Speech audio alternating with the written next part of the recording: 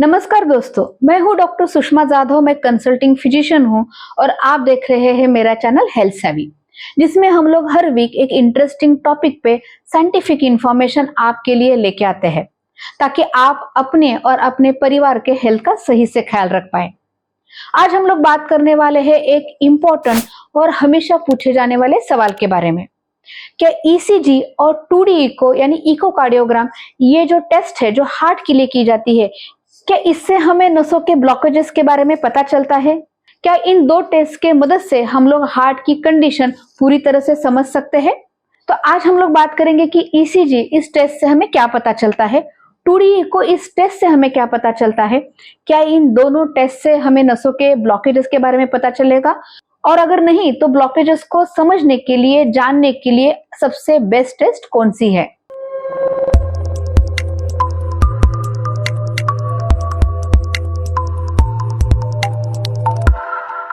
सबसे पहले हम लोग ये देखते हैं कि हार्ट ब्लॉकेजेस होते क्यों हैं।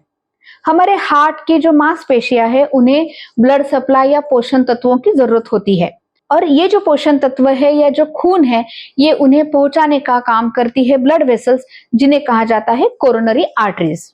कई कारण जैसे कि blood pressure, diabetes, high cholesterol होना, स्मोकिंग, टोबैको च्यूइंग, लाइफस्टाइल खराब होना, वजन ज्यादा होना, ऐसे कई कारणों की वजह से कैल्शियम, कोलेस्ट्रॉल, फैट, ये जो है ये कोरोनरी आर्टरी की जो अंदर की परत है वहां पे वो जमा होना शुरू हो जाता है। जब ये जमा होने की प्रोसेस बढ़ती जाती है तो उसके वजह से कोरोनरी आर्टरी के अंदर के लेवल में एक परत सी बन जाती है, और कई कारण की वजह से एक ये परत बढ़ जाती है या कभी कभार उसमें जख्म हो जाती है, और उसकी वजह से कोरोनरी आर्टरी में ब्लॉकेजेस हो जाते हैं। जब ये ब्लॉकेजेस माइनर है तो पेशेंट को बीच बीच में सीने में दर्द होना, पसीना छूटना, चलते वक्त सांस फूलना, बहुत कमजोरी महसूस होना, बॉडी पे सूजन आना, ऐसी तकलीफ होती है। लेकिन जब ये ब्लॉकेजेस अचानक से और सीवियर फॉर्म में हो जाते हैं तो एक व्यक्ति को अचानक से हार्ट अटैक आता है। अब हम लोग जानेंगे ईसीजी और 2D इको इन टेस्ट के बारे में। सबसे पहला टेस्ट है ईसीजी, जिसे कहा जाता है इलेक्ट्रोकार्डियोग्राम। हमारा जो हार्ट है उसका जो फंक्शन है वो एक इलेक्ट्रिक सर्किट के जैसे होता है, और इसी इलेक्ट्रिक सर्किट को पिकअप करने का काम ये ईसीजी करता है। छाती और बॉडी पे कुछ इलेक्ट्रोड्स लगाए जाते हैं और उनकी मदद से हम लोग ये इलेक्ट्रिक एक्टिविटी को देख सकते हैं। तो ईसीजी से हमें क्या पता चलता है कि हमारी हार्ट की जो रिदम है वो नियमित है या अनियमित, हार्ट की जो धड़कन है वो किस गति से चल रही है, उसका जो रिदम है वो कैसा है, इलेक्ट्रिक एक्टिविटी सही है या उसमें कोई एब्नॉर्मलिटी है, इस वक्त कोई हार्ट अटैक हो रहा है या नहीं, या इससे पहले कभी हार्ट अटैक आया है या नहीं। अब हमारा इंपॉर्टेंट सवाल है कि क्या ईसीजी से हमें ब्लॉकेजेस के बारे में पता चलता है? तो उसका जवाब है ना, और कुछ थोड़ा सा हाँ, क्योंकि ईसीजी से हमें एग्जैक्टली ब्लॉकेजेस कितने हैं वो नहीं पता चलता। लगभग 50 से 60% लोगों में हार्ट में ब्लॉकेजेस होने के बावजूद उनका ईसीजी नॉर्मल आ सकता है, लेकिन कुछ लोगों में जब ये ब्लॉकेजेस बहुत ज्यादा होते हैं और उसके कारण मांसपेशियों को खून सप्लाई कम हो रहा है, तो ऐसे कुछ व्यक्तियों में ईसीजी में कुछ बदलाव दिख सकते हैं, और इसके बुनियाद पे हम लोग बोल सकते हैं कि शायद इस व्यक्ति में कुछ ब्लॉकेजेस हो सकते हैं। अगर किसी को हार्ट अटैक हो रहा है तो वो पता चल सकता है, लेकिन किसी को ब्लॉकेजेस है या नहीं, किसी को बाद में अटैक आएगा या नहीं, ये हम लोग ईसीजी के बेसिस पे पूरी तरह से नहीं बोल सकते। अब अगली जांच है वो है 2D इको, जिसे इको भी कहा जाता है, इकोकार्डियोग्राफी कहा जाता है। ये एक अल्ट्रासाउंड बेस्ड टेस्ट होता है। जैसे हम लोग प्रेगनेंसी में अगर पेट में दर्द है तो पेट की सोनोग्राफी करते हैं, वैसे ही ये हार्ट की सोनोग्राफी है। इसमें प्रोब के थ्रू कुछ वेव्स हार्ट की तरफ पास किए जाते हैं, और जो वेव्स वापस आते हैं उससे एक इमेज बनती है, और इसी इमेज को देख के हम लोग हार्ट की कंडीशन के बारे में कुछ पता कर सकते हैं। तो हमें 2D इको से क्या पता चलता है? 2D इको से पता चलता है कि हमारी हार्ट की साइज कैसी है, हमारे चेंबर्स काम कैसे कर रहे हैं, उसकी जो मांसपेशियां है वो नॉर्मल साइज की है या मोटी हो चुकी है, हमारा हार्ट के जो वॉल्स है वो किस तरह से काम कर रहे हैं, हमें कोई पैदाइशी तकलीफ तो नहीं, क्या इससे पहले कभी हमें हार्ट अटैक आ चुका है, अगर हमें पहले हार्ट अटैक आ चुका है तो इसकी वजह से क्या किसी मांसपेशी में खराबी आ चुकी है, क्या हार्ट का पंपिंग फंक्शन अच्छा है या नहीं है। अब सवाल है कि क्या हम लोग इकोकार्डियोग्राफी के बेसिस पे ये पता कर सकते हैं कि एक व्यक्ति को ब्लॉकेजेस है या नहीं है। तो जवाब है नहीं।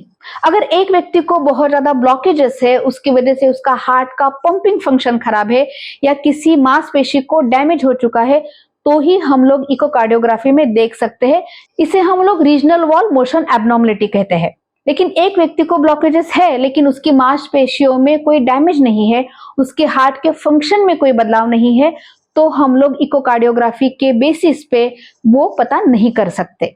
अब सवाल आता है कि अगर ईसीजी से पता नहीं चलता, इको से पता नहीं चलता, तो हार्ट के ब्लॉकेजेस को पता करने के लिए सही टेस्ट कौन सी है? तो इस कैटेगरी में मेनली 3 टेस्ट आते हैं। सबसे पहला है वो है स्ट्रेस टेस्ट। स्ट्रेस टेस्ट में ईसीजी के जैसे चेस्ट पे इलेक्ट्रोड्स लगा के एक मशीन पे एक व्यक्ति को दौड़ाया जाता है। जब एक व्यक्ति फिजिकली एक्सर्शन कर रहा है तो ऐसे समय हार्ट के मांसपेशियों को खून का सप्लाई किस तरह से हो रहा है वो देखा जाता है। और टेस्ट के दौरान जो ईसीजी में बदलाव आते हैं उसके बेसिस पे हम लोग एक व्यक्ति में ब्लॉकेजेस होने के चांसेस को प्रिडिक्ट कर सकते हैं। लेकिन ये भी फुल प्रूफ टेस्ट नहीं है। दूसरी टेस्ट है वो है सिटी कोरोनरी एंजियोग्राफी।